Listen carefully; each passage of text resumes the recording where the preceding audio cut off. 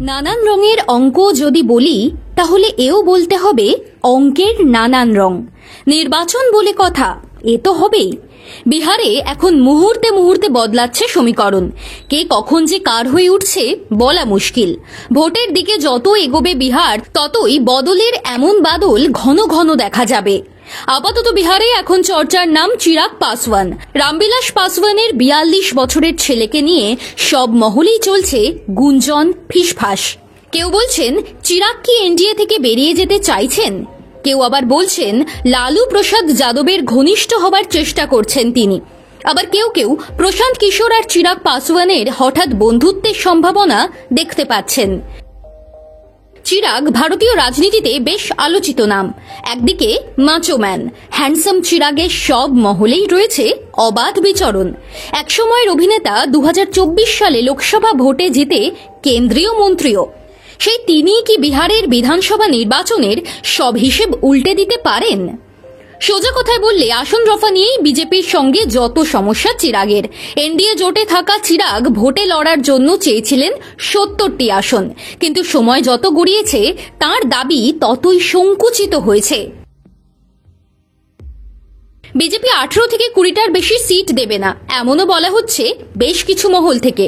লোকশক্তি পার্টির প্রেসিডেন্ট চিরাগ পাসওয়ান কিন্তু মরিয়া চাপ তৈরি করছেন যাতে আরো বেশি আসন বের করে আনতে পারেন। অন্তত ৪০টা আসন তিনি চান, কিন্তু সে সম্ভাবনা দেখা যাচ্ছে না।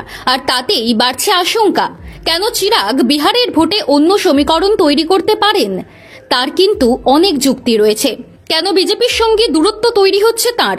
রয়েছে তার কারণ। গত বছর লোকসভা ভোটে ৫টা সিটে লড়াই করেছিলেন চিরাগের দল লোক জনশক্তি পার্টি। ঘটনা হলো নিজে তো বটেই, বাকি ৪টে আসনেও জিতেছিল তার দল। ১০০% সাফল্য থাকার কারণেই খুব স্বাভাবিকভাবেই এবার তার দাবি বাড়িয়েছেন চিরাগ। কিন্তু এখানে আবার অন্য একটা অঙ্ক চিরাগের বিরুদ্ধে যাচ্ছে। ২০২০ সালের বিধানসভা নির্বাচনে ১৩৪টি সিটে লড়েছিল চিরাগের দল, কিন্তু জয় এসেছিল মাত্র একটা সিটে। সেই অতীত মাথায় রেখেই কি ১৮ থেকে ২০টা সিট বরাদ্দ করা হচ্ছে লোক জনশক্তি পার্টির জন্য? এনডিএ জোটের একটা অঙ্ক পরিষ্কার করে দিলে বুঝতে সুবিধে হবে। ২৪৩ আসনে হবে বিহারের বিধানসভা নির্বাচন, যা জানা যাচ্ছে ১০১ আসনে প্রার্থী দেবে বিজেপি। নীতিশ কুমারের জনতা দল ১০২টি আসনে লড়াই করবে। ২০৩ আসন এখানেই হয়ে গেল, হাতে রইল ৪০টা আসন, যার মধ্যে হিন্দুস্তানি আওয়াম মোর্চার জিতেন রাম মাঝি দাবি করে বসেছেন ৪০টা সিট। উপেন্দ্র কুশওয়াহাকে ১০ থেকে ১২টা সিটের কমে রাজি করা যাবে না। তাহলে চিরাগের দলের জন্য কি পড়ে রইল? বাকি দুই দলের সঙ্গে দড়ি টানাটানির পর ১৮ থেকে ২০টা সিটেই আটকে থাকতে হবে চিরাগকে।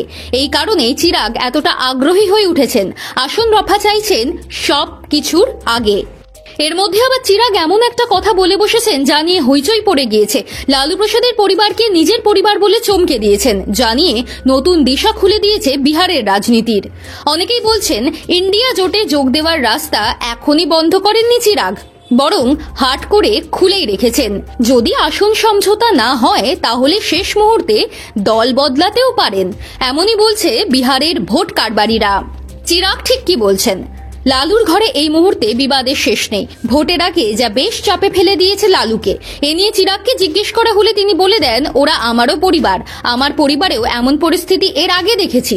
পরিবার কোনো সমস্যার মধ্যে দিয়ে গেলে সেটা ওই পরিবারই জানতে বুঝতে পারে, তাই এ নিয়ে কোনো কথা বলতে যেমন চাই না, অন্যরা করুক তাও চাই না।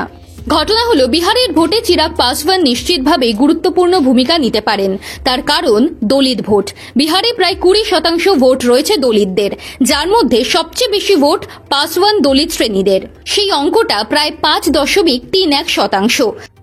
পাসওয়ানদের মধ্যে চিরাগের গ্রহণযোগ্যতা যথেষ্ট রয়েছে, সেটা লোকসভা ভোটেও প্রমাণ করেছে তাঁর দল। আর এক দলিত শ্রেণী রবি দাসের ভোট ৫.২৫%। আর এক দলিত শ্রেণী মুসাহায়, যাদের নেতা আবার উপেন্দ্র কুশওয়াহা, তাঁদের হাতেও কিন্তু ৩%-এর কাছাকাছি ভোট রয়েছে। এই অঙ্কই কিন্তু পরিষ্কার করে দিচ্ছে অনেক কিছু।